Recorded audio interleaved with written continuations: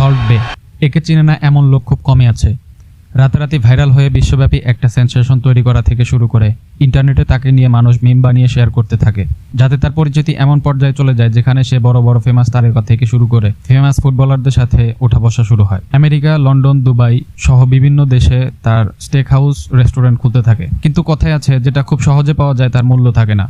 এখন বড় বড় স্পোর্টস ইভেন্ট থেকে বের করে দেওয়া তার বিলাসবহুল স্টেক হাউস, চোখের সামনে তার সাম্রাজ্য ভেঙে পড়তে দেখা, এটাই প্রমাণ করে যে ইন্টারনেট খ্যাতি যত দ্রুত আসে তত দ্রুত অদৃশ্য হয়ে যেতে পারে, বিশেষ করে যখন অহংকার সবার নজরে আসে। আসসালামু আলাইকুম। আজকে আমরা দেখব সল্ট বে কিভাবে শূন্য থেকে এক পর্যায়ে ইন্টারনেটে রাজত্ব করেছিলেন এবং তারপরে অহংকার আর লোভের কাছে সবকিছু হারিয়েছেন। তো চলুন জানি আজকের এই ভিডিওতে। সল্ট বের আসল নাম নুসরাত গোকচে। এরজুরুম প্রদেশের সেনকায়া জেলার পাশালি গ্রামে একটি কুর্দি পরিবারে জন্মগ্রহণ করেন। 5 ভাই বোনের মধ্যে তিনি ছিলেন দ্বিতীয়। তার বাবা ফাইক একজন খনি শ্রমিক ছিলেন। যে অর্থ উপার্জন করতেন তাতে তাদের পরিবারের খরচ চালানোই কষ্টকর হয়ে যেত। সেক্ষেত্রে পড়াশোনার খরচ দেওয়া তার বাবার পক্ষে পসিবল ছিল না। সেজন্য তাকে মাত্র 5ম শ্রেণীতে 13 বছর বয়সে স্কুল ছেড়ে ইস্তাম্বুলের একটি কসাইয়ের দোকানে কাজ করতে বাধ্য করা হয়। নুসরাতকে প্রতিদিন 13 ঘন্টা কঠোর পরিশ্রম করতে হতো, কোনোদিন ছুটি ছিল না। তার যাত্রা শুরু হয়েছিল এভাবে। বছরের পর বছর ধরে তিনি তুরস্ক জুড়ে বিভিন্ন স্টেক হাউসে কাজ করতে থাকেন। তিনি মাংস কাটা এবং প্রক্রিয়াকরণে দক্ষতা অর্জন করেন। এরপর এভাবে কাজ করতে করতে সে কিছু টাকা জমা এবং 2007 সালে তা দিয়ে বিভিন্ন দেশে ভ্রমণ করার চিন্তা করে, যার মাধ্যমে সে স্টেক হাউস ব্যবসা সম্পর্কে আরও জ্ঞান অর্জন করে। তিনি আর্জেন্টিনা এবং যুক্তরাষ্ট্র ভ্রমণ করেন। সেখানে তিনি বিভিন্ন রেস্তোরাঁয় বিনা পারিশ্রমিকে কাজ করেন মাংস রান্নার কৌশল শিখতে। 3 বছর ধরে এভাবে কাজ করতে করতে তিনি 2010 সালে তুরস্কে ফিরে আসেন এবং নিজের stake house Nusrat stake house নামে একটি রেস্তোরাঁ খোলেন। এটি ছিল মোটামুটি ছোট একটি রেস্তোরাঁ, মাত্র 8টি টেবিল এবং হাতে গোনা কয়েকজন কর্মী সহ। তা সত্ত্বেও নুসরাতের স্টেক হাউস উচ্চবিত্ত ক্লায়েন্টদের দৃষ্টি আকর্ষণ করতে সক্ষম হয়েছিল, যার মধ্যে তুর্কি ধনকুবের ফেরিদ শাহাং ছিলেন তুরস্কের অন্যতম ধনী ব্যক্তি। তিনি খাবার এবং পরিবেশনার মান দেখে এতটাই মুগ্ধ হয়েছিলেন যে নুসরাত রেস্তোরাঁর প্রাথমিক বিনিয়োগকারীদের মধ্যে একজন ছিলেন। তার ডোগাস গ্রুপ নুসরাত এর প্রাথমিক সম্প্রসারণের আর্থিক সহায়তা প্রদান করে, যা সল্ট বের রেস্তোরাঁকে ইস্তাম্বুলের শহরে ছড়িয়ে দিতে সহায়তা করে। শাহাঙ্কের বিনিয়োগ নুসরাত কে উচ্চবিত্ত ক্লায়েন্টদের মধ্যে জনপ্রিয় করে তুলতে গুরুত্বপূর্ণ ভূমিকা পালন করে। তিনি কেবল তুরস্কেই নয়, বরং মধ্যপ্রাচ্য জুড়ে নুসরাতের শাখা প্রশাখায় বিনিয়োগ এবং সহায়তা করার প্রস্তাব দিয়েছিলেন। 2016 সালের শেষ নাগাদ নুসরাত ইতিমধ্যেই একজন সফল ব্যবসায়ী হয়ে উঠেছিলেন। তবে তিনি যা জানতেন না তা হলো তার ভাগ্য আবারও পরিবর্তন হতে চলেছে। 7 জানুয়ারি 2017 নুসরাত তার ইনস্টাগ্রাম অ্যাকাউন্টে একটি ভিডিও পোস্ট করেন, যেখানে তিনি একটি সাদা টি শার্ট আর গাঢ় সানগ্লাস পরে একটি বড় মাংসের টুকরো নাটকীয়ভাবে কাটছেন এবং তারপর একটি অস্বাভাবিক হাতের ভঙ্গিতে লবণ ছিটিয়ে দিচ্ছেন। এই ভঙ্গি, যেখানে তিনি বাহু বাঁকিয়ে আঙ্গুলের ডগা থেকে লবণ ছিটান, যা দর্শকদের মধ্যে ব্যাপক আকর্ষণ তৈরি করে।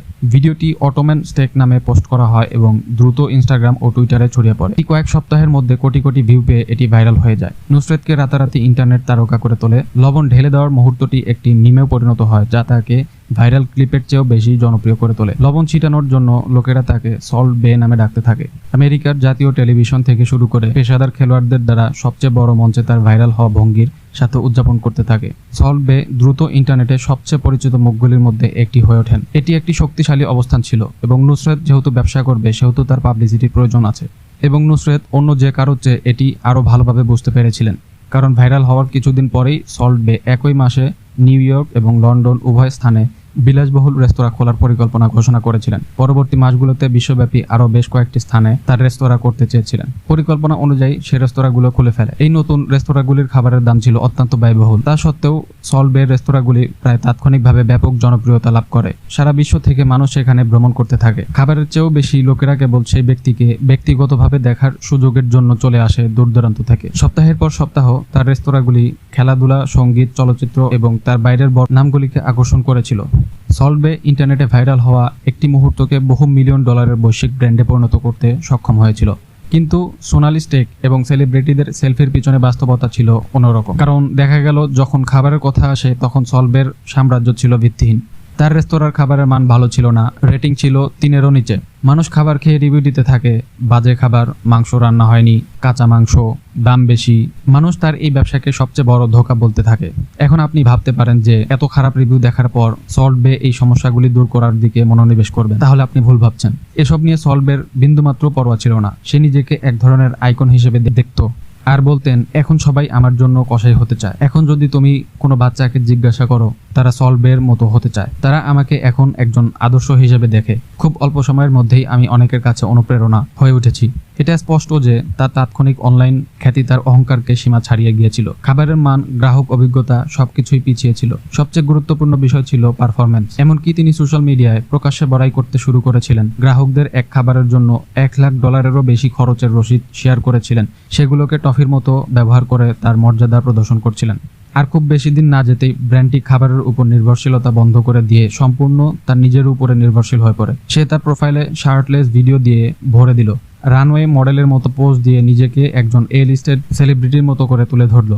কিন্তু যখন ক্যামেরা ঘুরছিল আর লাইক কমেন্ট আসতে থাকলো, তখন পর্দার আড়ালে সবকিছুই খারাপ হতে শুরু করলো।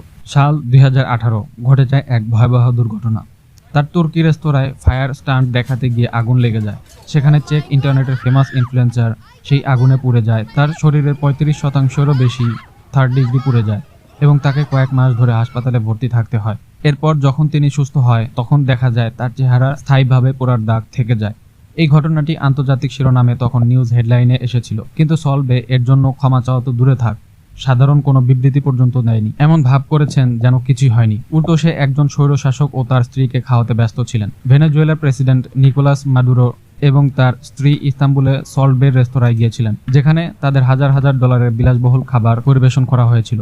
যখন ভেনেজুয়েলা এক ভয়াবহ খাদ্য সংকটের মধ্যে ছিল, যেখানে দেশের জনসংখ্যার 64%-এরও বেশি খাদ্য সংকট এবং ব্যাপক ক্ষুধার কারণে গড়ে 11 কেজিরও বেশি ওজন হ্রাস পেয়েছিল। সামান্য সহানুভূতিও থাকলে যে কোনো ব্যক্তি সেই দুর্দশাকারী একজন ব্যক্তিকে আতিথ্য দিতে অস্বীকৃতি জানাতে পারতেন। কিন্তু সলবে কেবল তাকে খোলা মনে স্বাগত জানাননি, তিনি অনলাইনে এটি নিয়ে গর্ব করে একাধিক ভিডিও পোস্ট করেছেন। এসব ঘটনায় লোকজন বিক্ষুব্ধ হয়ে পড়ে। প্রতিক্রিয়া তাৎক্ষণিক এবং তীব্র ছিল। মিয়ামি এবং নিউ ইয়র্কে তার রেস্তোরাঁর সামনে বিক্ষোভ শুরু হয়। মার্কিন সিনেটর মার্কো রুবিও এই বিষয়টি নিয়ে মন্তব্য করেন। অবশেষে তিনি ভিডিওগুলি মুছে ফেলেন, কিন্তু বাস্তবে তিনি কখনো ক্ষমা চাননি, কারণ সলবের কাছে শো অফ করাটা মানুষের চেয়ে বেশি গুরুত্বপূর্ণ ছিল। কিন্তু সলবের অবহেলা কেবল খারাপ পর্যালোচনা, অতিথিদের পুড়িয়ে মারা বা স্বৈরশাসকদের খাওয়ানোর মধ্যেই থেমেছিল না। তার রেস্তোরাঁর কর্মীদের সাথেও খারাপ আচরণ করত। এমনকি তার বিরুদ্ধে এমন অভিযোগ ছিল যে কর্মীদের টিপস কেটে রেখে দিত এবং তার বিরুদ্ধে মামলা করেছিল এবং টাকা দিয়ে সেই মামলার নিষ্পত্তি করেছিল। শুধু তাই নয়, কোভিড-19 প্যান্ডেমিকের সময় স্বাস্থ্যবিধি লঙ্ঘনের জন্য অস্থায়ীভাবে তার রেস্তোরাঁ বন্ধ করা হয়। এত ঘটনার পরেও সে কখনো ক্ষমা চায়নি। দিন দিন তার অহংকার বেড়েই চলেছিল। সলবের অহংকার কমছিলই না। অবশেষে তার অহংকার ও খ্যাতির দাপট তাকে পুরো বিশ্বের সামনে এমন কিছু করতে বাধ্য করে, যার ফলে তার ক্যারিয়ারের সবচেয়ে বড় ধস নামতে শুরু করে। ঘটনাটি ঘটেছিল 18 ডিসেম্বর 2022, যখন ঐতিহাসিকভাবে ফাইনালে ফ্রান্সকে হারিয়ে আর্জেন্টিনা ফিফা বিশ্বকাপ জিতেছিল। ভক্তরা যার যার স্থান থেকে বিজয় আনন্দ উদযাপন করছিল আর খেলোয়াড়রা আবেগপ্রবণ হয়ে পড়েছিল। তারপর হঠাৎ করেই সলবে মাঠে ঢুকে পড়ে, খেলোয়াড়দের কষ্টে অর্জিত বিজয় মুহূর্তটি ভেঙে ফেলে এবং এমন আচরণ করে যেন সে এই বিজয়ের অংশ। যেখানে সব খেলোয়াড়রা তাদের পরিবার ও সহ খেলোয়াড়দের সাথে বিশ্বকাপ ট্রফিটি নিয়ে আনন্দ উদযাপন করবে, সেখানে সলবে মাঠে ঢুকে বিশ্বকাপ ট্রফিটি নিয়ে অস্বাভাবিক আচরণ করতে থাকে। আসলে এটা দেখে আমারও খুব খারাপ লেগেছিল। সমগ্র বিশ্ব যখন দেখছিল, তখন এই জঘন্য মুহূর্তগুলি অনলাইনে তীব্র প্রতিক্রিয়ার ঢেউ তুলেছিল। এই কষ্টার্জিত জয়ের সাথে কি এই লোকটার কোনো সম্পর্ক আছে? ফিফা অবশেষে এই ঘটনার তদন্ত শুরু করে, একই সাথে তাকে ভবিষ্যতের সকল ইভেন্টে প্রবেশ নিষিদ্ধ করেছে। আজও সেই নিষেধাজ্ঞা কার্যকর বলে মনে হচ্ছে, কারণ 2025 সালের 1 জুন উয়েফা চ্যাম্পিয়ন্স লিগের ফাইনালের আফটার পার্টি থেকে তাকে প্রকাশ্যে বের করে দেওয়া হয়েছিল, কারণ তিনি আমন্ত্রণ ছাড়াই সেখানে প্রবেশ করার চেষ্টা করেছিলেন এবং সবার সামনেই তাকে বের করে দেওয়া হয়। আর এই ঘটনা ঢাকার জন্য সেখানে থাকা লোকজনকে সে অটোগ্রাফ দেওয়ার ভান করে এবং ইন্টারনেটে লোকজনকে বলে সে সেখানে ভক্তদের সাথে দেখা করতে গিয়েছিল। কিন্তু মানুষ এগুলো আর বিশ্বাস করে না। মানুষ এখন তাকে পাত্তা দেয় না। তার বেশিরভাগ মার্কিন স্টেক হাউস বন্ধ হয়ে গেছে, তার লন্ডন রেস্তোরাঁর লাভ 50% কমে যাচ্ছে এবং তার দুবাইয়ের অবস্থানও খুব একটা ভালো মনে হচ্ছে না। ব্যবসার পতন, সোশ্যাল মিডিয়ার সংখ্যা কমে যাওয়া এবং বিশ্ব তার উপর এখন বিরক্ত। তাহলে সলবের গল্প কি সত্যি শেষ?